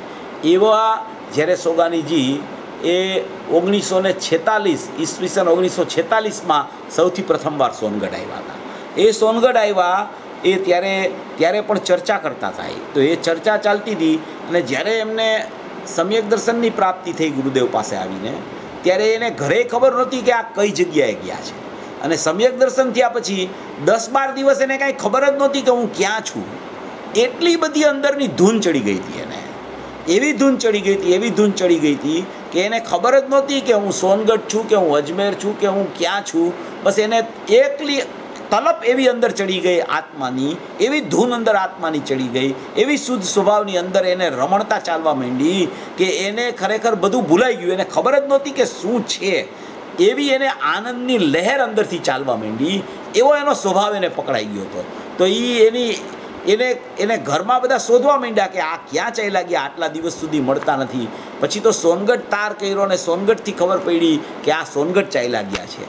એવી એને ધૂન લાગી હતી, એવી તાલાવેલી લાગી હતી. આવી ધૂન લાગે ને આત્માની, ત્યારે ખરેખર આત્માની અનુભૂતિ થાય. તો એવા આત્માની અનુભૂતિ જેને થઈને એવો એને એક પ્રશ્ન કર્યો શ્રોતાએ તત્વચર્ચામાં કે પર્યાયનું ક્ષેત્ર ભિન્ન છે કે અભિન્ન છે? શું પૂછ્યું? પર્યાયનું ક્ષેત્ર દ્રવ્યથી ભિન્ન છે કે અભિન્ન છે, એવો પ્રશ્ન પૂછવામાં આવ્યો. હમણાં પૂજ્ય ગુરુદેવશ્રીના જન્મદિન નિમિત્તે એક ગોષ્ઠી રાખવામાં આવી હતી. એમાં પણ આ પ્રશ્ન મને આપવામાં આવ્યો હતો કે દ્રવ્યથી પર્યાય ભિન્ન કેવી રીતે છે અને દ્રવ્યથી પર્યાય અભિન્ન કેવી રીતે છે, એવો પ્રશ્ન આપવામાં આવ્યો હતો. તો એ જ પ્રશ્ન અહીંયા છે કે પર્યાયનું ક્ષેત્ર ભિન્ન છે કે અભિન્ન છે, એવો અહીંયા પ્રશ્ન પૂછવામાં આવ્યો છે. તો સોગાનીજી એનો જવાબ આપે છે. આનો ઉત્તર એમણે આ રીતે આપ્યો કે દ્રષ્ટિનો વિષયભૂત પદાર્થ, દ્રષ્ટિનો વિષયભૂત પદાર્થ એટલે ત્રિકાળી દ્રવ્ય. ત્રિકાળી દ્રવ્ય એટલે જે હમણાં આપણે કીધું કે એ અનાદિથી જીવ છે અહીં સુધી પહોંચ્યો અને અનંતકાળ સુધી રહેવાનો છે એવો જીવ છે. તો એવું જે ત્રિકાળી સ્વરૂપ છે, એવો દ્રષ્ટિનો વિષય છે, એવો પરમ પરિણામિક ભાવ લક્ષણવાળો ભગવાન આત્મા છે, એવું શાશ્વત તત્વ છે, એવું ત્રિકાળ તત્વ છે, એવું એકરૂપ અખંડ તત્વ છે. એ એકરૂપ અખંડ તત્વ છે એ દ્રષ્ટિનો વિષયભૂત પદાર્થ એ પર્યાયથી ક્ષેત્રથી પણ ભિન્ન છે. શું કહે છે? દ્રષ્ટિનો વિષય છે એ દ્રષ્ટિનો વિષયભૂત પદાર્થ એટલે કે ત્રિકાળી દ્રવ્ય, એટલે કે શાશ્વત દ્રવ્ય, એટલે કે અપરિણામી તત્વ એ પર્યાયથી, એટલે કે પર્યાયમાં જે પરિણમન ચાલે છે, પર્યાયમાં મોહ રાગ દ્વેષના ભાવો ચાલે કે પર્યાયમાં જ્ઞાન દર્શન વીર્યના ભાવો ચાલે, એ કોઈ પણ સ્વાભાવિક અંશ હોય કે વિભાવિક અંશ હોય, એ કોઈ પણ અંશથી જુદો દ્રષ્ટિનો વિષયભૂત પદાર્થ, એ દ્રષ્ટિનો વિષયભૂત પદાર્થ અપરિણામી તત્વ તો પર્યાયના ક્ષેત્રથી પણ જુદું છે. એટલે કે પર્યાયનું ક્ષેત્ર અને દ્રવ્યનું ક્ષેત્ર એ બેય જુદા છે. જ્યાં પર્યાયનું ક્ષેત્ર છે ત્યાં દ્રવ્યનું ક્ષેત્ર નથી, અને જ્યાં દ્રવ્યનું ક્ષેત્ર છે ત્યાં પર્યાયનું ક્ષેત્ર નથી. એટલી બધી ભિન્નતા અંદરમાં દ્રવ્ય પર્યાયના ક્ષેત્ર વિશે રહેલી છે. નહીતર તો અસંખ્ય પ્રદેશી ક્ષેત્ર કહેવામાં આવે, પણ અસંખ્ય પ્રદેશી ક્ષેત્ર કહેતા પણ દ્રવ્ય અને પર્યાયના ક્ષેત્રો કેવી રીતે જુદા છે કે પર્યાયના ક્ષેત્રમાં ઉત્પાદ વ્યય ચાલે છે અને દ્રવ્યનું ક્ષેત્ર છે એ ઉત્પાદ વ્યય વિનાનું ધ્રુવ છે. એટલે બેયના ક્ષેત્રો જ જુદા છે. ચિદવિલાસમાં આ વાત આવી છે. પૂજ્ય ગુરુદેવશ્રીએ પણ આનો ખુલાસો પ્રદેશ ભિન્નતાનો ઘણી જગ્યાએ કરેલો છે. તો એવી દ્રવ્ય અને પર્યાયની ક્ષેત્ર ભિન્નતા પૂજ્ય સોગાનીજી બતાવે છે કે દ્રષ્ટિનો વિષયભૂત પદાર્થ પર્યાયથી એટલે કે ક્ષેત્રથી પણ ભિન્ન છે. આવા ઉત્તરમાં ઉપાદેયભૂત પરમ પરિણામિક ભાવની ઉપાદેયભૂતતાની નક્કર ધ્વનિ સન્નિહિત છે. એટલે કે અહીંયા આ વિષયનો જે પ્રશ્ન કરવામાં આવ્યો એમાં એમણે એમ જવાબ આપ્યો કે દ્રષ્ટિનો વિષયભૂત જે પદાર્થ છે એ ઉપાદેયભૂત તત્વ છે અને એનાથી પર્યાયનું ક્ષેત્ર ભિન્ન છે. એટલે પર્યાય તો ભિન્ન જ હોય, પર્યાયનું ક્ષેત્ર જ જ્યાં ભિન્ન કહી દીધું, જેટલા ક્ષેત્રમાંથી પર્યાય ઉઠે છે એ ક્ષેત્રને ભિન્ન કહી દીધું, તો પછી પર્યાય તો એનાથી ભિન્ન જ હોય. એમ કરીને આ એક પ્રશ્નનો પર્યાયના ક્ષેત્રની ભિન્નતાનો જવાબ આપ્યો કે પર્યાયનું ક્ષેત્ર દ્રવ્યના ક્ષેત્રથી ભિન્ન છે. કારણ કે અહીંયા દ્રષ્ટિનો વિષય બતાવવો છે, ત્રિકાળી દ્રવ્ય બતાવવું છે, શુદ્ધ સ્વરૂપ બતાવવું છે, ઉપાદેયભૂત તત્વ બતાવવું છે. તો એમાં તો કોઈ પર્યાયો છે જ નહીં, એમાં ઉત્પાદ વ્યય જ નથી. એમ કહીને અહીંયા એક વાત બતાવી. હવે બીજો પ્રશ્ન પૂછ્યો શ્રોતાએ. બીજો પ્રશ્ન એ પણ સોગાનીજીને જ પૂછ્યો અને સોગાનીજીએ એનો શું જવાબ આપ્યો એ પણ અગત્યનો છે. જ્યારે બીજા મુમુક્ષુએ પ્રશ્ન કર્યો કે અશુદ્ધ પર્યાયનો ઉત્પાદ ક્યાંથી થયો, શું પ્રશ્ન કર્યો કે અશુદ્ધ પર્યાયનો ઉત્પાદ ક્યાંથી થયો. પહેલા પ્રશ્નમાં એમ હતું કે દ્રવ્ય અને પર્યાયનું ક્ષેત્ર ભિન્નતા કેવી રીતે છે, પર્યાયનું ક્ષેત્ર ભિન્ન છે દ્રવ્યથી કે અભિન્ન છે એ પ્રશ્ન હતો. એમાં તો એણે એમ કહી દીધું કે પર્યાયનું ક્ષેત્ર જ ભિન્ન છે, પર્યાયનું ક્ષેત્ર ભિન્ન છે એટલે પર્યાય તો ભિન્ન જ છે એમ કીધું. હવે અહીંયા જે બીજો પ્રશ્ન પૂછ્યો કે અશુદ્ધ પર્યાયનો ઉત્પાદ ક્યાંથી થયો અને તે પર્યાય વ્યય થઈને ક્યાં ગઈ, આવો પ્રશ્ન પણ સોગાનીજીને પૂછવામાં આવ્યો કે અશુદ્ધ પર્યાયનો ઉત્પાદ ક્યાંથી થયો અને એ પર્યાય વ્યય થઈને પાછી ગઈ ક્યાં એવો પર્યાયનો પ્રશ્ન પૂછવામાં આવ્યો. સોગાનીજીની શૈલી તો દ્રષ્ટિ પ્રધાન. સોગાનીજીને કોઈ પર્યાયથી પ્રશ્ન પૂછે તો પણ એ દ્રષ્ટિના વિષયથી જ જવાબ આપે. કોઈ એમ પ્રશ્ન પૂછે કે અત્યારે પર્યાય દ્રવ્યનું લક્ષ કરે ત્યારે પર્યાય શુદ્ધ થાય ને, તો ત્યારે એમ કહેતા કે पर्याय द्रव्य का लक्ष्य करती है, ये बात तो मुझे बहुत खटकती है. क्यों खटकती है कि पर्याय स्वतंत्र स्वाधीन है, वो क्यों द्रव्य का लक्ष्य करे, वो अपनी शुद्धता के लिए द्रव्य के पास क्यों जाए, वो तो स्वयं शुद्ध हो जाती है, तब कहा जाता है कि उसको द्रव्य का लक्ष्य है. એટલી બધી પર્યાયની ઉપેક્ષા જેને વર્તતી હતી એવા જીવને આ પ્રશ્ન કરવામાં આવ્યો ત્યારે એણે શું જવાબ આપ્યો એ આમાં બતાવવામાં આવે છે. અશુદ્ધ પર્યાયનો ઉત્પાદ ક્યાંથી થયો અને તે પર્યાય વ્યય થઈને ક્યાં ગઈ, આનો ઉત્તર એમણે યથાર્થ પદાર્થ દર્શનથી પરિણમેલા સમ્યક જ્ઞાનની ભૂમિકામાં જોતા આ રીતે આપ્યો કે પદાર્થની ત્રણેય કાળની પર્યાયો પાણીના તરંગોની જેમ પોતામાંથી જ ઉદ્ભવ થાય છે અને પોતામાં જ વિલીન થાય છે. આ સોગાની છે, આ સમ્યક દૃષ્ટિ છે, આ સમ્યક જ્ઞાનીનો જવાબ છે. સમ્યક જ્ઞાનીને નિયમથી પર્યાયની ઉપેક્ષા ચાલતી હોય છે, નિયમથી પર્યાયની ઉપેક્ષા હોય છે, પર્યાયનો દ્વેષ કદી થતો નથી, પણ એની પર્યાયની સમજણ પણ એકદમ યથાર્થ હોય છે. બિલકુલ પર્યાયની ઉપેક્ષા કરે ત્યારે પણ પર્યાયનું સ્વરૂપ કેવું છે, પર્યાયનો ઉત્પાદ વ્યય કેવી રીતે છે, પર્યાયની અવર જવર કેવી રીતે છે, અશુદ્ધ પર્યાય પણ કોનું પરિણમન છે, શુદ્ધ પર્યાય પણ કોનું પરિણમન છે. એટલે અહીંયા એણે એમ જવાબ આપ્યો કે ખરેખર પદાર્થની ત્રણેય કાળની પર્યાયો, અનાદિ અનંત પર્યાયો, ભૂતકાળની, ભવિષ્યની, વર્તમાનની અનાદિ અનંત પર્યાયો પાણીના તરંગોની જેમ, જે પાણીમાંથી તરંગો ઉઠે અને એ પાણીમાં જ વિલીન થઈ જાય, તરંગો ઉઠે અને પાણીમાં જ વિલીન થઈ જાય, તો પર્યાયો અંદરથી આવે અને અંદર જ ચાલી જાય, અંદરથી આવે ને અંદર જ ચાલી જાય, એમ પાણીના તરંગોની જેમ પોતામાંથી જ ઉદ્ભવ થાય છે અને પોતામાં જ વિલીન થાય છે. એટલે આટલી એને પર્યાયની સ્પષ્ટતા પણ સોગાનીજીએ આવી રીતે કરેલી છે. કોઈએ એમ ન સમજવું કે દ્રષ્ટિના વિષયની વાત સોગાનીજીએ કરી એટલે કે પર્યાય કાંઈ છે જ નહીં, પર્યાયનું કોઈ સ્વરૂપ જ નથી, પર્યાયની સમજણ જ ન કરી તો ચાલશે, એવું ખરેખર કોઈ જ્ઞાની કહેતા નથી. જો એ જ્ઞાની હોય તો એ જ્ઞાની એવું નથી કહેતા. એટલે અહીંયા જે સોગાનીજીની આ બે પ્રશ્ન જે અહીંયા પૂછવામાં આવ્યા છે એની બુકમાં છે, આ બે પ્રશ્ન એણે એવી રીતે મૂક્યા છે કે પહેલામાં દ્રષ્ટિના વિષયની ચર્ચા છે અને બીજા પ્રશ્નમાં પર્યાયની ચર્ચા છે. એટલે કોઈ એમ ન સમજી લે કે સોગાનીજી માત્ર દ્રષ્ટિના વિષયની ચર્ચા કરતા હતા એટલે પર્યાયની કોઈ ચર્ચા એમાં છે જ નહીં. તો કે એમણે પણ કોઈ પણ સમ્યક દૃષ્ટિ જીવ હોય, કોઈ પણ જીવને સમ્યક દૃષ્ટિ થાય તો એ જીવને હંમેશા ઉર્ધ્વતા ત્રિકાળી દ્રવ્યની જ હોય, ઉપાદેય ભૂતતા ત્રિકાળી દ્રવ્યની જ હોય, આદર ત્રિકાળી દ્રવ્યનો જ હોય, એને શુદ્ધ સ્વભાવનું જ વલણ ચાલ્યા કરતી હોય, એને દ્રષ્ટિનો વિષય અંદરથી બેઠો હોય તો જ સમ્યક દૃષ્ટિ તે થાય. પણ એનો મતલબ એમ ન હોય કે કોઈ પણ પર્યાયની ચર્ચા આવે તો એને ખરેખર એ પર્યાયનું સ્પષ્ટીકરણ પણ સમ્યક જ્ઞાની હોય એ યથાર્થ સ્પષ્ટીકરણ ખરેખર પર્યાયનું કરી શકે. જેને સમ્યક જ્ઞાન સમ્યક દર્શનપૂર્વક પ્રગટ ન થયું હોય તે પર્યાયનું સ્પષ્ટીકરણ ન કરે અને પર્યાયની ખરેખર એને ઉપેક્ષાની બદલે દ્વેષ થયા કરતો હોય તો એવું કોઈ સ્વરૂપ જ્ઞાનીઓ નથી કહેતા. એટલે અહીંયા એણે પહેલો બોલ દ્રવ્યનો મૂક્યો છે અને બીજો બોલ અહીંયા પર્યાયનો મૂક્યો છે. એટલે દ્રવ્ય પર્યાયના બે બોલના બે પ્રશ્ન અહીંયા સોગાનીજીની બુકમાં આ મુકાયેલા છે. ખરેખર ઘણી વાતો એવી છે. જો ગુરુદેવને જ્યારે સોગાનીજીનું જ્યારે દેહ પરિવર્તન થયું ને ત્યારે ગુરુદેવે એક વાત કીધી કે ન્યાલચંદભાઈ સોગાની આત્માના સંસ્કાર સારા લઈને દેહ છૂટ્યો છે. એટલે કે એમ કીધું એમણે કે ખૂબ ઊંડા સંસ્કાર લઈને ગયા છે અને ખરેખર તો એમણે એનો ભવ સફળ કરી લીધો છે અને એ નિકટ ભવિ છે.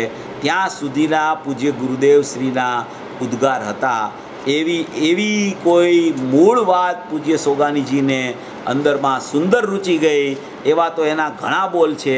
આ બોલો વાંચતા તો ઘણીવાર એમ થાય કે એકવાર સ્વાધ્યાયમાં આ આખું દ્રવ્યદ્રષ્ટિ પ્રકાશ લઈ લેવું જોઈએ પહેલેથી છેલ્લે સુધી, એટલે એનું સ્પષ્ટીકરણ પણ એકવાર બહુ વ્યવસ્થિત આવી જાય. જુઓ, એક બોલ હું વાંચું છું, આ સોગાનીજીના 2-3 બોલ જ વાંચું છું, ગાથા હવે આપણે આવતા રવિવારે લેશું, પણ એક સુંદર 2-3 બોલ છે એ વાંચી સંભળાવું છું. જો એક 6 નંબરનો બોલ છે, 6 નંબરનો. એ 6 નંબરના બોલમાં સોગાનીજીએ કીધું છે કે જ્યારે શુદ્ધ પર્યાય બહિર્તત્વ છે, ધ્યાન બહિર્તત્વ છે, ત્યારે ધ્રુવ તત્વ અંતર તત્વ છે.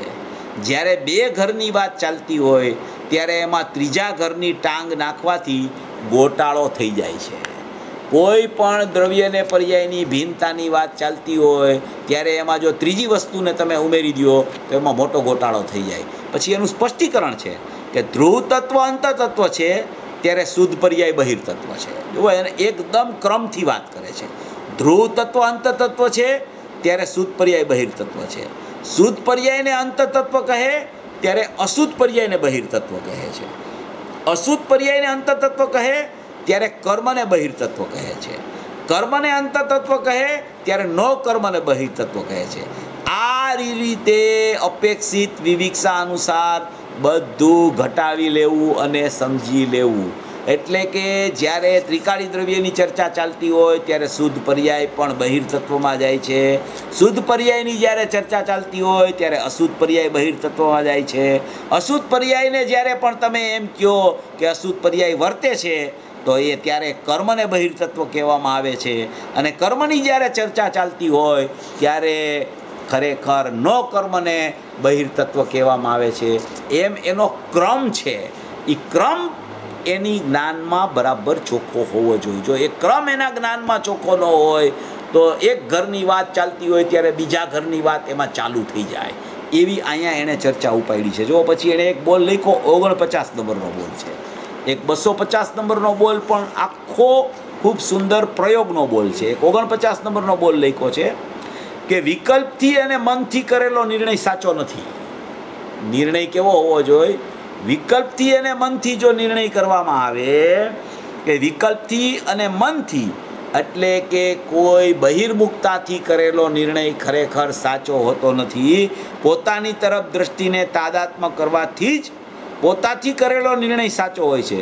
પોતાની તરફ દ્રષ્ટિને તાદાત્મ્ય કરવાથી, દ્રષ્ટિને તાદાત્મ્ય કરવાથી એટલે દ્રષ્ટિ છે એ શ્રદ્ધાની પર્યાય છે, અને એ દ્રષ્ટિને પોતાની તરફ તાદાત્મ્ય કરવાથી એટલે કે પોતાના જ્ઞાયક સાથે અભેદ કરવાથી, પોતાના આત્મા સાથે અભેદ કરવાથી પોતાથી કરેલો નિર્ણય ખરેખર સાચો છે. પહેલાં વિકલ્પથી અનુમાનથી નિર્ણય હોય પણ તેમાં પણ લક્ષ તો અંતરમાં ઢળવાનું જ હોવું જોઈએ. એટલે કોઈ વિકલ્પથી એવો નિર્ણય કરી લઈએ કે હું શુદ્ધ છું, હું અખંડ છું, હું ધ્રુવ છું, હું એક છું, હું નિત્ય છું, તો ખરેખર એ વિકલ્પથી કરેલા નિર્ણયનું કાંઈ ફળ આવતું નથી. પણ વિકલ્પથી પાર એક જ્ઞાન પડ્યું છે, એ જ્ઞાનના સ્વભાવનો અંશ છે. એ જ્ઞાનના સ્વભાવના અંશમાં એવો નિર્ણય આવે કે હું જ્ઞાયક છું, ત્યારે એ નિર્ણય ફળીભૂત થઈ અને શ્રદ્ધા અહમ કરી અને પોતાના સ્વભાવ સાથે તાદાત્મ્ય થઈ જાય છે. એમ આમાં એ કહેવા માગે છે.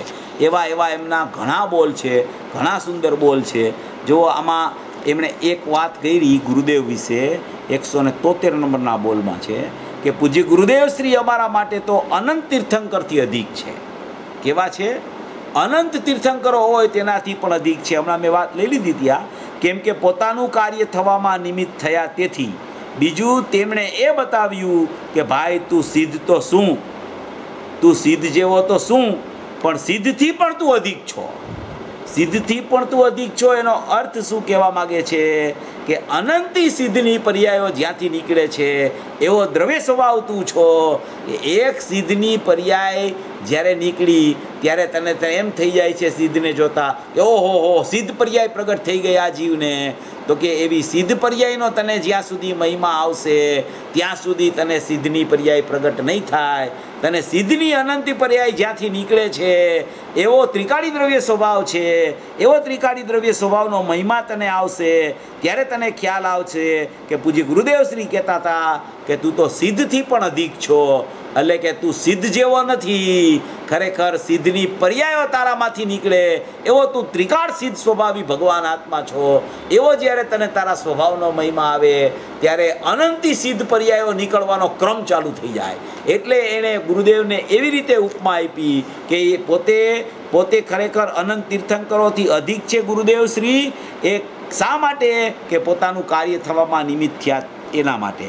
અને બીજી વાત એ કરી કે એણે એમ કીધું કે તું સિદ્ધથી પણ અધિક છો, કારણ કે અનંત પર્યાયો જ્યાંથી સદા નીકળતી રહે એવો તું છો. આવું ઉત્કૃષ્ટ વાક્ય પૂજ્ય ગુરુદેવ શ્રીએ બતાવ્યું કે અનંત સિદ્ધની પર્યાયો પણ જેમાંથી નીકળે એવો તું સિદ્ધ સ્વભાવી ભગવાન આત્મા છો. એટલે મને ખરેખર પૂજ્ય ગુરુદેવ શ્રીનું બહુમાન એટલું બધું આવ્યું કે ખરેખર અનંત તીર્થંકરોથી પણ અધિક એનું બહુમાન એટલા માટે આવ્યું કે એક તો હું એનાથી પામ્યો, અને બીજું કે એણે એમ કીધું કે તું એક સિદ્ધ પર્યાય જેવડો નથી, અનંત સિદ્ધ પર્યાય તારા ગર્ભમાં પડી છે એવો તું ત્રિકાળી દ્રવ્ય છો. એ વારંવાર અનંતકાળ સાદી અનંતકાળ સુધી નીકળતી રહીએ તો પણ અખૂટ ખજાનામાં કાંઈ ખૂટે નહીં એવો અખૂટ ખજાનો તારો છે. એવો અખૂટ ખજાનો જ્યારે મને ત્રિકાળી દ્રવ્ય મને બતાવ્યું એટલે મને ખરેખર એની અધિકતા પૂજ્ય ગુરુદેવ શ્રીની લાગી. જેવો પછી 286 નંબરનો બોલ છે, સમ્યક દર્શનનો વિષયભૂત આત્મા કેવો છે? તો કે સમ્યક દર્શનનો વિષયભૂત આત્મા ધ્રુવ, અભેદ, એકરૂપ, શુદ્ધ, અખંડ, કુટસ્થ અને અપરિણામી છે. આ શું બતાવ્યો છે? તો કે આત્મા બતાવ્યો છે. આત્મા કેવો છે એ બતાવે છે, પણ એ આત્મા કોનો વિષય છે? તો કે સમ્યક દર્શનનો વિષયભૂત આત્મા છે. ત્યારે એને સમ્યક દર્શનની પ્રાપ્તિ થાય કે જ્યારે સમ્યક દર્શનનો વિષયભૂત આત્મા એને ધ્રુવ દેખાય, કુટસ્થ દેખાય, અખંડ દેખાય, ત્રિકાળ દેખાય, શુદ્ધ દેખાય, નિર્લેપ દેખાય, એકરૂપ દેખાય, અવિનાશી તત્વ દેખાય, નિર્બોજ તત્વ દેખાય, નિત્ય તત્વ દેખાય, ત્યારે એને ખરેખર ખ્યાલ આવે કે ખરેખર આ ખ્યાલમાં આવતા જ ત્રિકાળી દ્રવ્ય ખ્યાલમાં આવતા જ સમ્યક દર્શનની પર્યાયો નીકળ્યા જ કરે. એ અખૂટ ખજાનામાંથી અખંડ ભંડાર ખૂટ્યા વગરનો ભંડાર નીકળ્યા કરે, છતાં આ અખૂટ ખજાનામાં બિલકુલ કાંઈક ઓછું ન થાય એવું અપરિણામી તત્વ, શાશ્વત તત્વ હું છું. એને ખરેખર સમ્યક દર્શનનો વિષયભૂત આત્મા કહેવામાં આવે છે. જુઓ, એમ કહે છે કે દ્રષ્ટિમાં તો પોતે પ્રભુ છે, બહારમાં અન્યને પ્રભુતામાં આગળ વધેલો જુએ. શું કહે છે? દ્રષ્ટિમાં તો પોતે પ્રભુ જ છે, દ્રષ્ટિમાં કેવો છે? પોતે કે પ્રભુ છે, પણ બહારમાં અન્યને પ્રભુતામાં આગળ વધેલો જુએ તો સહજ જ પ્રમોદ ભાવ આવી જાય છે. શું કહે છે? દ્રષ્ટિમાં પોતે તો પ્રભુ છે, પણ બહારમાં અન્યને કોઈ જીવને પ્રભુતામાં આગળ વધેલો એને દેખાય તો સહજ જ પ્રમોદ ભાવ આવી જાય છે કે ઓહો, આણે પોતાના સ્વરૂપની પ્રાપ્તિ કરી લીધી, આ આગળ વધી ગયો, આ આગળ વધ્યો તો ખૂબ સારું, હમણાં એને કેવળ જ્ઞાન થઈ જાય તો સારું, હમણાં એને સિદ્ધ દશા આવી જાય તો સારું, એવો એને પ્રમોદ ભાવ આવી જાય છે. પરંતુ આ બહુ અગત્યની વાત છે, પરંતુ એવો ભાવ પણ ક્ષણ પૂરતો જ આવે છે. આ ભાવ પણ ક્ષણ પૂરતો જ આવે છે. આ ભાવ ક્ષણ પૂરતો શું કામ આવે છે? કારણ તે પણ ખરેખર પરદ્રવ્યને જોવું તે ખરેખર વિભાવ છે. એટલે એવો વિભાવ પણ મને ખરેખર ક્ષણ પૂરતો આવે છે, ક્ષણિક આવી જાય છે. કોઈ વાર કોઈ જીવને આગળ વધતો જોઉં તો ક્ષણિક એવો ભાવ આવી જાય છે.